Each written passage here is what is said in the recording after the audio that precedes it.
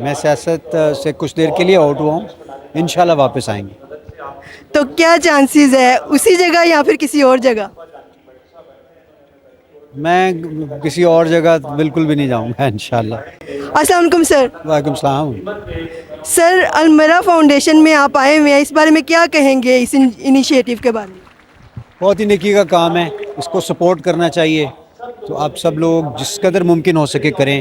یتیم کو سپورٹ کرنے سے بڑی کیا بات ہو سکتی؟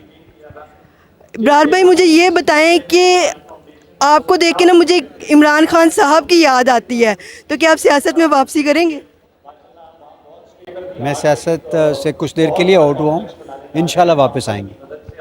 تو کیا چانسز ہے اسی جگہ یا پھر کسی اور جگہ؟ میں کسی اور جگہ بالکل بھی نہیں جاؤں گا انشاءاللہ۔ بہت شکریہ، آپ کی نا پرسنل بھی بہت تعریف سنی ہے، تو اس عاجزی کی کیا وجہ ہے؟